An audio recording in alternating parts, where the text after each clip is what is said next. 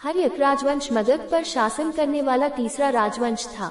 हर्यक राजवंश में कुल 7 राजाओं द्वारा ल 544 से 413 ही पू में 131 वर्षों तक शासन किया गया था। हर्यक राजवंश की स्थापना 544 ही पू में बिंबिसार के द्वारा प्रद्योत वंश के अंतिम शासक महाराजा वर्तिवर्धन की हत्या करने के बाद की गई थी। बिंबिसार ने गिरिव्रज राजगृह को राज्य की राजधानी बनाकर शासन किया। बिंबिसार ल 544 से 492 पू हर्यक राजवंश का संस्थापक था। जैन साहित्य में बिंबिसार का नाम श्रेणिक मिलता है। वह एक कूटनीतिज्ञ और दूरदर्शी शासक था।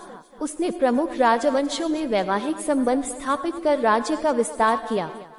सबसे पहले उसने लिच्छवे गणराज्य के शासक शिवराज गोमास्ता की पुत्री चेलना के साथ विवाह किया।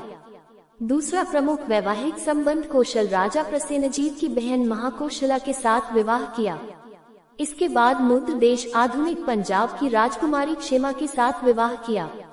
महावत के अनुसार बिंबिसार की 500 रानियां थीं।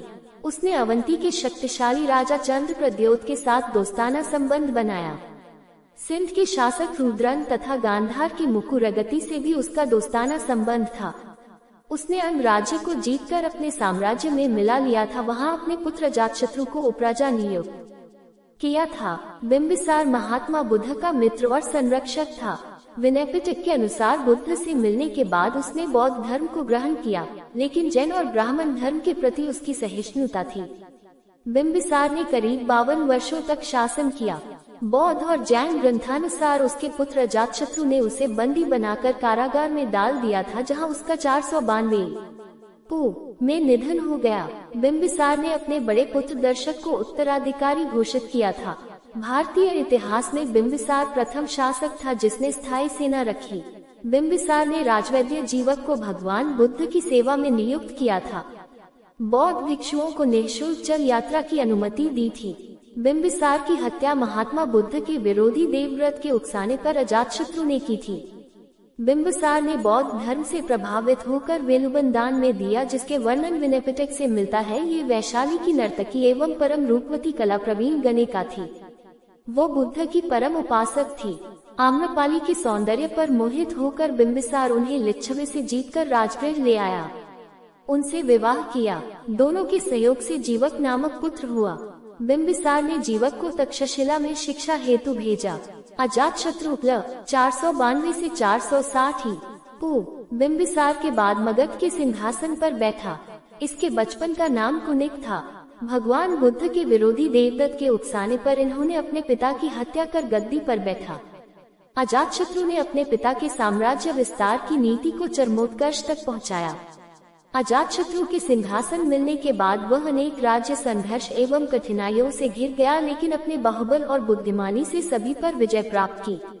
महत्वाकांक्षी अजातशत्रु ने अपने पिता को कारागार में डालकर कठोर यातनाएं दी, जिससे पिता की मृत्यु हो गई। इससे दुखित होकर कौशल रानी की मृत्यु हो गई।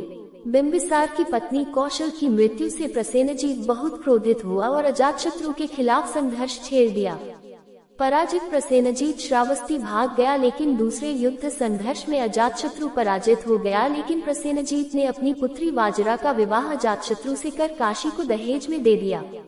प्रसेनजीत 6ठी शताब्दी पू में मध्यकाल के आसपास कोसल का राजा था।